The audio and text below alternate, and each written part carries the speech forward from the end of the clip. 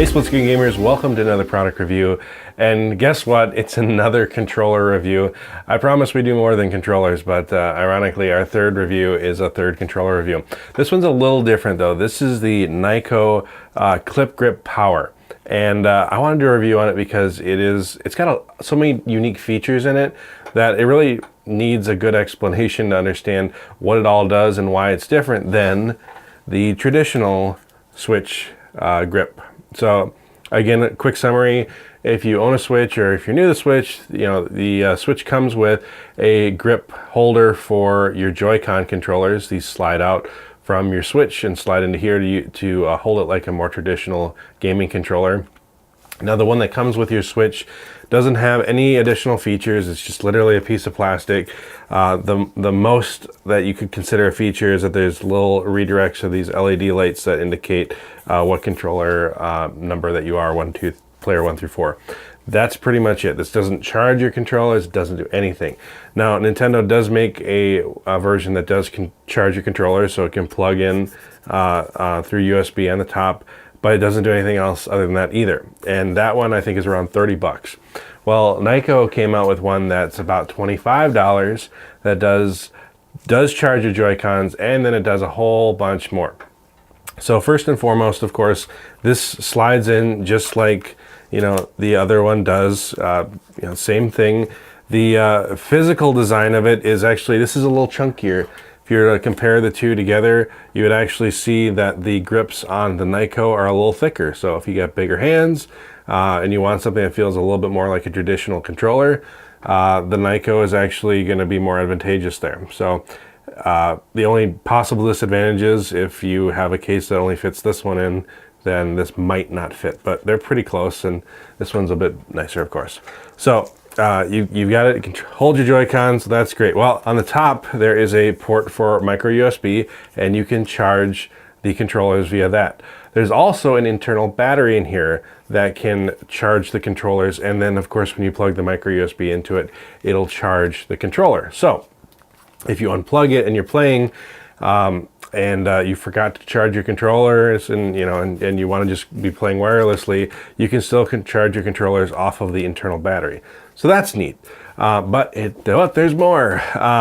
So if you actually pop this door open here, there is a port. There's holes for several Switch games and some micro USB. So if you again are traveling really light, I have a case that holds Switch cards in them, so I don't think that I'm gonna need a place for cartridges, but hey, it exists. They had the open space, smart design to throw it in there, so that is neat.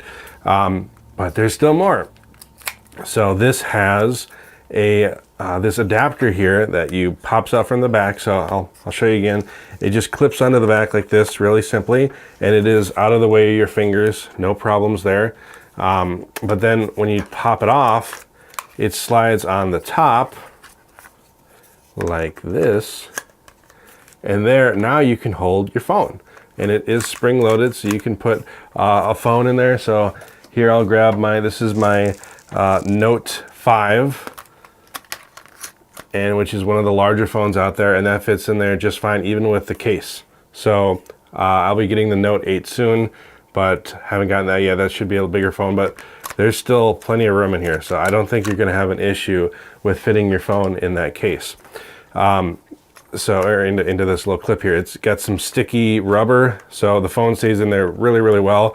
And there's another USB port here, so you can actually charge your phone off of that the little battery that's in here. So if your battery does get low, the point of this, a lot of people are saying, well, what's the point of this, having this grip in here? Well, if you're have a game that you want to do any voice chat with, you have to use the phone app. So for example, Splatoon 2, if you want to do voice chat, the Switch does not have any sort of voice chat built into the system or into any of their controllers. You have to use an app that you then pair or log in with your account, and then it basically links to your on-game account, and then you can voice chat through that. A little cumbersome, but that's how Nintendo has designed it. So if you're chatting well, where do you put your phone? Do you put it in your pocket? Do you lay it on your lap? You know, how would you do that? So that's the idea with this, is that you could put it on there. Now, you could also theoretically use this to hold a phone and then maybe pair these controllers via Bluetooth to your phone. The only issue is that each of these Joy-Cons are like individual controllers. So if you try to pair one, it'll recognize, you know, the buttons and the joystick, but it might not recognize them paired together. So if people are wondering, hey, should I use this? Can I use this as just a Bluetooth controller for my phone? To my knowledge, I don't think it would work, because you would have to basically hold it sideways. So again, when you're done with this just pops off and stores away. Now, one possible issue is there's a little tab in here that kind of springs down when you slide it in. I hope it's just a little tiny piece of plastic, and taking it off of there, I don't see any button that releases it. So you basically have to pull against it.